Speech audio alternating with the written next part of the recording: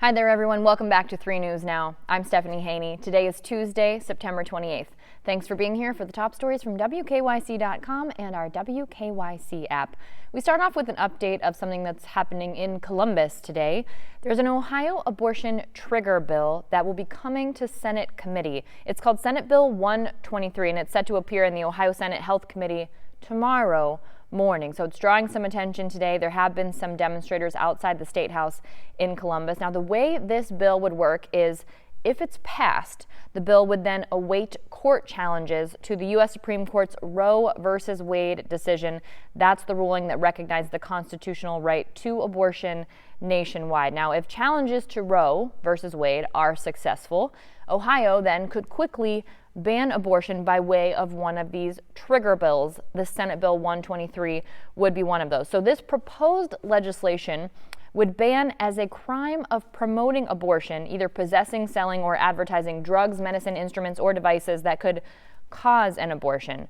Promoting abortion is one of a few crimes that are laid out under the bill and defined. It would be a first-degree misdemeanor if passed. Another crime laid out in the bill, again, if passed, a proposed crime would be abortion manslaughter. That would be a crime under the bill and treated as a first-degree felony, punishable with a minimum of 4 to 7 years in prison. And here's the language: for, quote, purposely taking the life of a child born by attempted abortion who is alive when removed from the uterus. Now, as with other attempted legislations on abortion in the state, the punishment primarily lands on physicians or other people who would perform these medical procedures, leaving people having the abortions not necessarily at risk of imprisonment or these fines, and also leaving open the possibility of those people filing a wrongful death lawsuit if an abortion is performed in violation of that legislation. A physician could also have their license revoked if found guilty of abortion manslaughter, criminal abortion, or promoting abortion. Now, the Senate legislation is not the first trigger ban introduced in the General Assembly in the recent past. It was last spring where a House bill was introduced by former state representative John Becker, also something that would take effect if Roe versus Wade was overturned. Abortion rights advocates, again, rallying outside of the State House before the committee was supposed to meet to consider it the day before. That's to happen tomorrow morning. Currently here in Ohio, abortion is legal in the state up to 22 weeks gestation. Speaking of other laws, California is now banning state-funded travel to Ohio over anti-LGBTQ+ legislation concerns. They've banned it because of a clause passed in the state budget, which would allow medical professionals to refuse treatment if doing so would violate their personal moral or religious beliefs. Advocates say that this could lead to LGBTQ+ Ohioans not having fair or equal access to treatment. Now, our governor, Mike DeWine, said that the clause puts in writing what is already happening in Ohio medical facilities. He says it would not lead to discrimination because if the clause was invoked, someone who is LGBTQ+ could get care elsewhere. The California Attorney General, Rob Bonta, said this: blocking access to life-saving care is wrong, period, whether it's denying a prescription for medication that prevents the spread of HIV, refusing to provide gender-affirming care, or undermining a woman's right to choose. HB 110, the bill in question, unnecessarily puts the health of Americans at risk. He also said that this travel ban by the state of California is required because of a bill passed in 2016. Now, California is also banning state-funded travel to 17 other states over anti-LGBTQ+ legislation. Those states are lined out on WKYC.com if you'd like to see where else California has banned its state-funded travel. Now, here in Ohio, I had the opportunity to talk with Lieutenant Governor Jon Husted recently on my 3 Things to Know with Stephanie Haney podcast. One of the things that we talked about was redistricting, which is a process that's underway here in Ohio. You know, every 10 years, according to the census, districts are redrawn. Well, it was determined that the way they've been drawn here in Ohio was not proper and they needed to be drawn a different way. And I talked to him about that and what happened with that redistricting commission, which, by the way, Ohio's districts for the legislature and Congress, they have been determined by an Associated Press analysis to be some of the most gerrymandered districts in the country.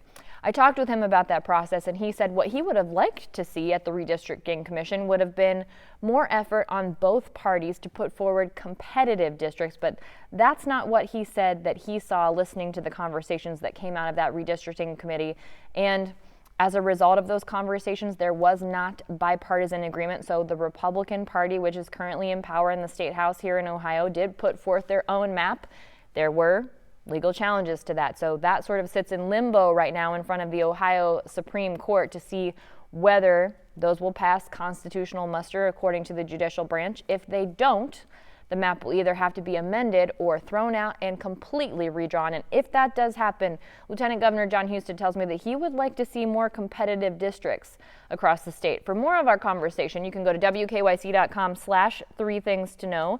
You can find the podcast there, and it's also on our WKYC YouTube page. We talk about a lot of other things as well, like mask mandates in schools, how Ohio is propping up businesses coming out of the pandemic, hopefully coming out of the pandemic. We are very much in what is being considered the fourth wave of the COVID-19 pandemic right now, and other conversations like how people can get training if they're looking for a new job, and how junior high school and high school students can get college credit while they're still in high school. So again, that's at wkyc.com/3thingstoknow.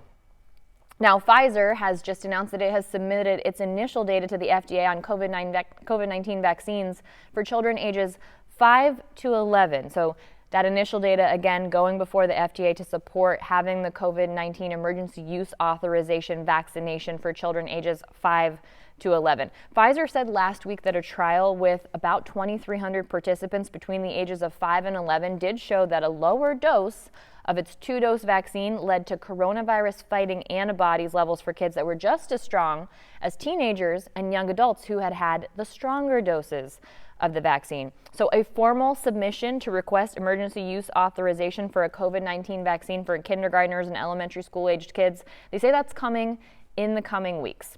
As of today, the COVID-19 vaccine by Pfizer is only approved for people ages 12 and older. And the American Academy of Pediatrics is reporting now that children are making up more than a quarter of all COVID-19 cases across the country. Now let's take a look at where the numbers fall right now here in Ohio. The Ohio Department of Health reports 7,283 new cases of COVID-19 in the last 24 hours.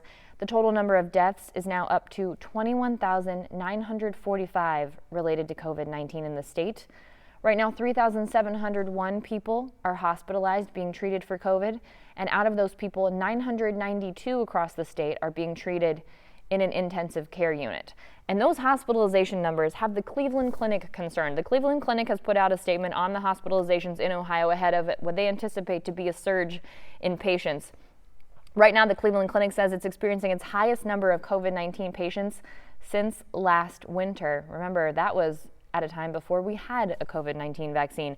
Now, according to the statistics, nearly 135 patients out of 460 are in the intensive care unit within the Cleveland Clinic organization. And in the past month, for the Cleveland Clinic, the number of hospitalizations has doubled, and many of those admitted patients are people who are not vaccinated against COVID-19. So the clinic says this: our highest volumes of COVID-19 patients will come in the next several weeks as this wave peaks in Northeast Ohio. The Cleveland Clinic is asking people in the community to get their COVID-19 vaccination to protect them against severe cases and hospitalizations.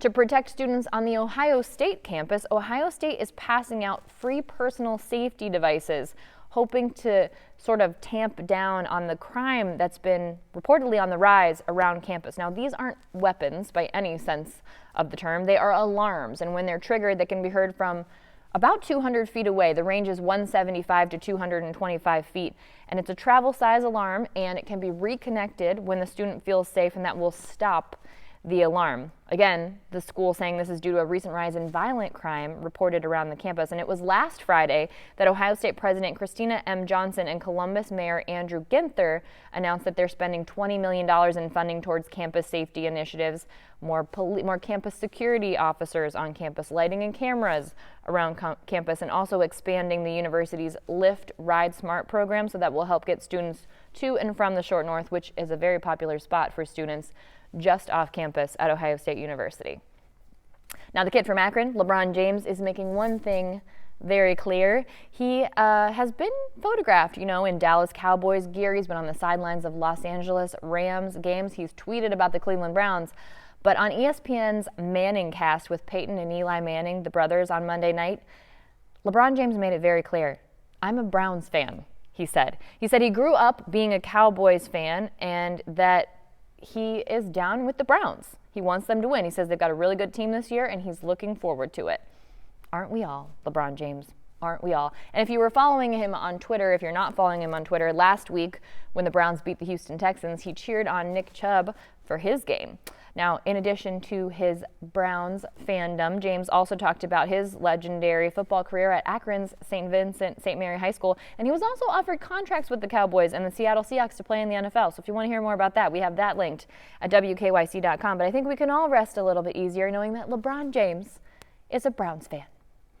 Speaking of the Browns, this new weekly show that we are doing, it's called 3 Things About the Browns. I got to sit down with voice of the Browns, Jim Donovan, and we talked about some, quick rapid-fire questions about the game. We talked about Myles Garrett and what an incredible performance he had when the Browns beat the Chicago Bears on Sunday. Record number of sacks, 4.5 sacks. That's a record in a single game for the Browns organization. It's also a record in a single game for Myles Garrett.